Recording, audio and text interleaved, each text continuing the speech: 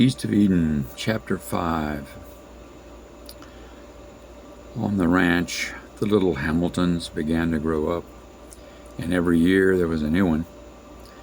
George was a tall, handsome boy, gentle and sweet, who had from the first a kind of courtliness.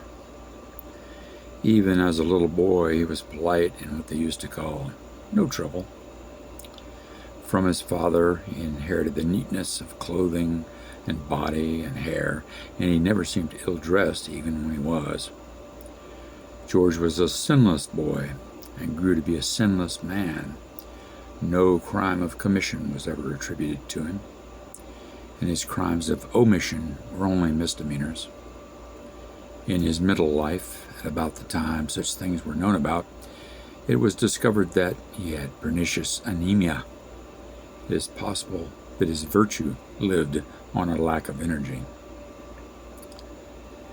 Behind George, Will grew along, dumpy and stolid.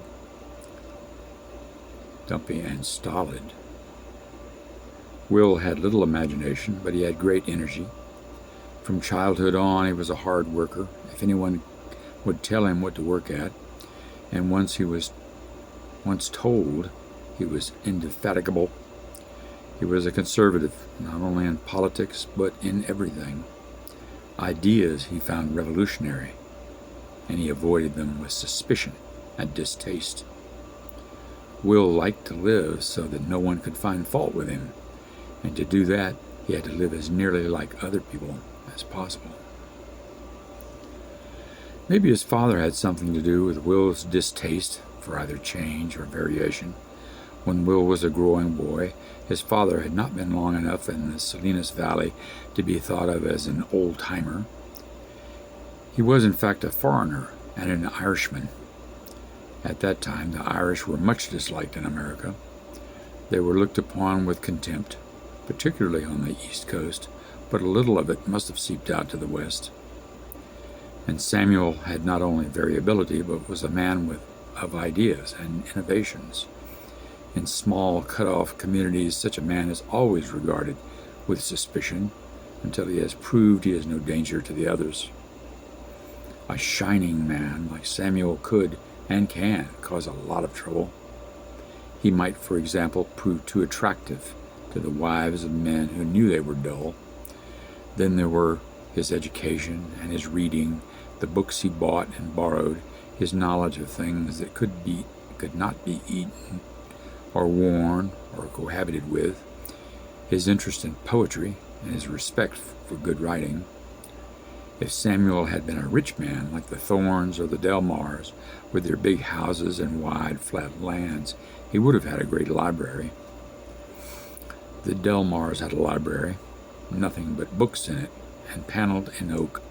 Samuel, by borrowing, had read many more of the Delmars' books than the Delmars had. In that day, an educated rich man was acceptable.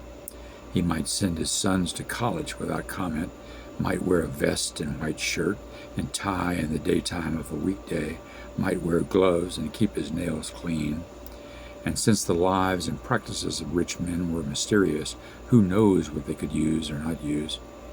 But a poor man, what need had he for poetry or for painting or for music not fit for singing or dancing? Such things did not help him bring in a crop or keep a scrap of cloth on his children's backs. And if in spite of this he persisted, maybe he had reasons which would not stand the light of scrutiny. Take Samuel, for instance. He made drawings of work he intended to do with iron or wood. That was good and understandable, even enviable. But on the edges of the plans he made other drawings, sometimes trees, sometimes faces or animals or bugs, sometimes just figures that you couldn't make out at all. And these caused men to laugh with embarrassed uneasiness. Then, too, you never knew in advance what Samuel would think or say or do. It might be anything. The first few years after Samuel came to Salinas Valley, there was a vague distrust of him, and perhaps Will, as a little boy, heard talk in the San Lucas store. Little boys don't want their fathers to be different from other men. Will might have picked up his conservatism right then. Later, As the other children came along and grew, Samuel belonged to the valley, and it was proud of him in the way a man who owns a peacock is proud. They weren't afraid of him anymore, for he did not seduce their wives or lure them out of sweet mediocrity. The Salinas Valley grew fond of Samuel, but by that time Will was formed. Certain individuals, not by any means always deserving, are truly beloved of the gods. Things come to them without their effort or planning. Will Hamilton was one of these, and the gifts he received were the gifts he could appreciate. As a growing boy, Will was lucky. Just as his father could not make money, Will could not help making it. When Will Hamilton raised chickens and his hens began to lay, the price of eggs went up. As a young man, when two of his friends who ran a little store came to the point of despondent bankruptcy, Will was asked to lend them a little money to tide them over the quarter's bills, and they gave him a 1/3 interest for a pittance. He was not niggardly. He gave them what they asked for. The store was on its feet within 1 year, expanding in 2, opening branches in 3, and its descendants, a great mercantile system, now dominate a large part of the area. Will also took over a bicycle and tool shop for a bad debt. Then a few rich people of the valley bought automobiles, and his mechanic worked on them. Pressure was put on him by a determined poet whose dreams were brass, cast iron, and rubber. This man's name was Henry Ford, and his plans were ridiculous, if not illegal. Will grumblingly accepted the southern half of the valley as his exclusive area, and within 15 years the valley was too deep in Fords, and Will was a rich man driving a Marmon. Tom, the third son, was most like his father. He was born in fury, and he lived in lightning. Tom came headlong into life. He was a giant in joy and enthusiasms. He didn't discover the world and its people. He created them. When he read his father's books, he was the first. He lived in a world shining and fresh and as uninspected as Eden on the 6th day. His mind plunged like a colt in a happy pasture, and when later the world put up fences, he plunged against the wire, and when the final stockade surrounded him, he plunged right through it and out. And as he was capable of a giant joy, so did he harbor huge sorrow, so that when his dog died, the world ended. Tom was as inventive as his father, but he was bolder. He would try things his father would not dare. Also, he had a large concupiscence to put the spurs in his flanks, and this Samuel did not have. Perhaps it was his driving sexual need that made him remain a bachelor. It was a very moral family he was born into. It might be that his dreams and his longing, and his outlets for that matter, made him feel unworthy, drove him sometimes whining into the hills. Tom was a nice mixture of savagery and gentleness.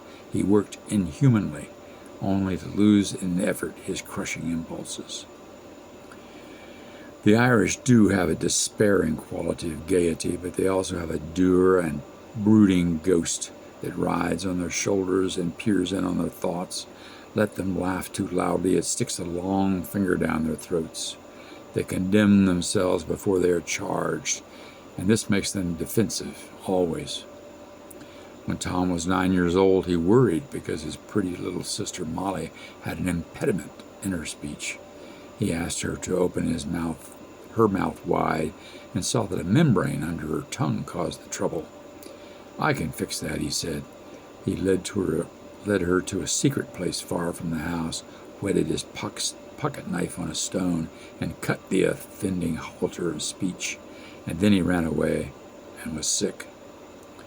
The Hamilton house grew as the family grew. It was designed to be unfinished, so that lean-tos could jut out as they were needed. The original room and kitchen soon disappeared in a welter of these lean-tos. Meanwhile, Samuel got no richer. He developed a very bad patent habit, a disease many men suffer from. He invented part of a threshing machine, better, cheaper, and more efficient than any in existence. The patent attorney ate up his little profit for the year. Samuel sent his models to a manufacturer who promptly rejected the plans and used the method. The next few years were kept lean by the suing, and the drain stopped only when he lost the suit. It was his first sharp experience with the rule that without money you could not fight money, but he had caught the patent fever. And year after year the money made by threshing and by smithing was drained off in patents. The Hamilton children went barefoot, and their overalls were patched, and food was sometimes scarce to pay for the crisp blueprints with cogs and planes and elevations. Some men think big and some think little. Samuel and his sons Tom and Joe thought big, and George and Will thought little. Joseph was the fourth son, a kind of mooning boy, gratefully beloved and protected by the whole family. He early discovered that a smiling helplessness was his best protection from work. His brothers were tough, hard workers, all of them. It was easier to do Joe's work than to make him do it. His mother and father thought him a poet because he wasn't good at anything else, and they so impressed him with this that he wrote glib verses to prove it.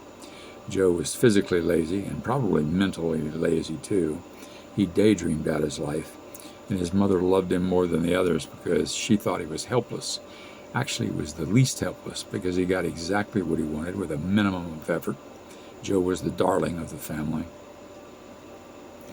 In feudal times and ineptness with sword and spear headed a young man for the church.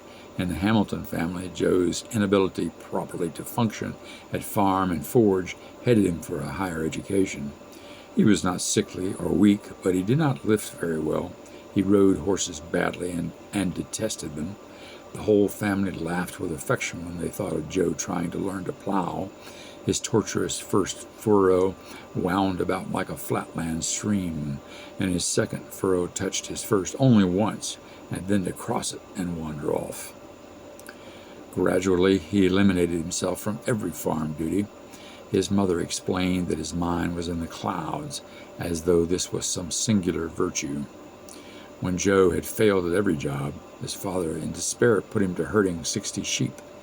This was the least difficult job of all, and the one classically requiring no skill. All he had to do was stay with the sheep. And Joe lost 60 sheep and couldn't find them, where they were huddled in the shade of a dry gulch. According to the family stories, Samuel called the family together, girls and boys, and made them promise to take care of Joe after he was gone, for if they did not, Joe would surely starve.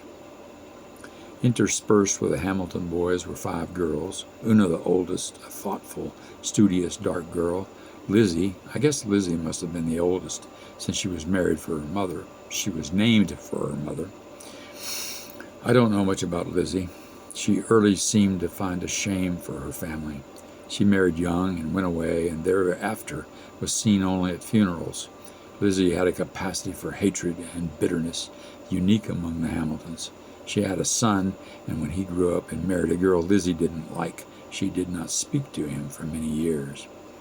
Then there was Desi, whose laughter was so constant that everyone near her was glad to be there because it was more fun to be with Desi than with anyone else. The next sister was Olive, my mother, and last was Molly, who was a little beauty with lovely blonde hair and violet eyes. These were the Hamiltons, and it was almost a miracle how Liza, skinny little biddy that she was, produced them year after year and fed them, baked bread, made their clothes, and clothed them with good manners and iron morals, too. It is amazing how Liza stamped her children. She was completely without experience in the world. She was unread, and except for the one long trip from Ireland, untraveled. She had no experience with men save only her husband, and that she looked upon as a tiresome and sometimes painful duty. A good part of her life was taken up with bearing and raising. Her total intellectual association was the Bible, except the talk of Samuel and her children, and to them she did not listen. In that one book she had her history and her poetry, her knowledge of peoples and things, her ethics, her morals, and her salvation. She never studied the Bible or inspected it. She just read it. The many places where it seems to refute itself did not confuse her in the least.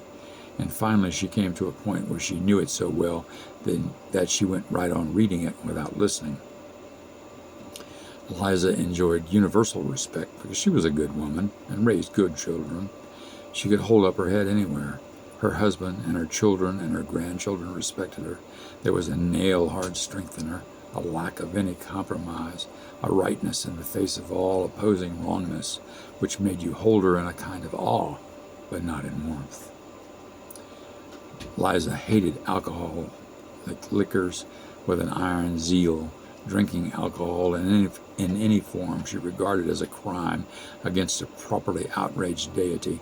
Not only would she not touch it herself, but she resisted its enjoyment by anyone else. The result naturally was that her husband Samuel and all her children had a good lusty love for a drink. Once when he was very ill, Samuel asked Liza, "Couldn't I have a glass of whiskey to ease me?" She set her little hard chin. "Would you go to the throne of God with liquor on your breath? You would not," she said. Samuel rolled over on his side and went about his illness without ease. When Liza was about 70, her elimination slowed up, and her doctor told her to take a tablespoon of port wine for medicine. She forced down the first spoonful, making a crooked face, but it was not so bad, and from that moment she never drew a completely sober breath. She always took the wine in a tablespoon. It was always medicine, but after a time she was doing over a quart a day, and she was a much more relaxed and happy woman. Samuel and Liza Hamilton got all their children raised and well toward adulthood before the turn of the century. There was a whole clot of Hamiltons growing up on the ranch to the east of King City, and there were American children and young men and women. Samuel never went back to Ireland, and gradually he forgot it entirely. He was a busy man. He had no time for nostalgia. The Salinas Valley was the world. A trip to Salinas 60 miles to the north at the head of the valley was event enough for a year, and the incessant work on the ranch, the care and feeding and clothing of his bountiful family took most of his time, but not all. His energy was large. His daughter Una had become a brooding student, tense and dark. He was proud of her wild, exploring mind. Olive was preparing to take county examinations after a stretch in the secondary school in Salinas. Olive was going to be a teacher, an honor like having a priest in the family in Ireland. Joe was to be sent to college because he was no damn good at anything else. Will was well along the way to accidental fortune. Tom bruised himself on the world and licked his cuts. Desi was studying dressmaking, and Molly, pretty Molly, would obviously marry some well-to-do man. There was no question of inheritance. Although the Hill Ranch was large, it was abysmally poor. Samuel sunk well after well and could not find water on his own land. That would have made the difference. Water would have made them comparatively rich. The one poor pipe of water pumped up from deep near the house was the only source. Sometimes it got dangerously low, and twice it went dry. The cattle had to come from the far fringe of the ranch to drink and then go out again to feed. All in all, it was a good, firm, grounded family, permanent and successfully planted in the Salinas Valley, not poorer than many and not richer than many either. It was a well-balanced family with its conservatives and its radicals, its dreamers and its realists. Samuel was well pleased with the fruit of his loins.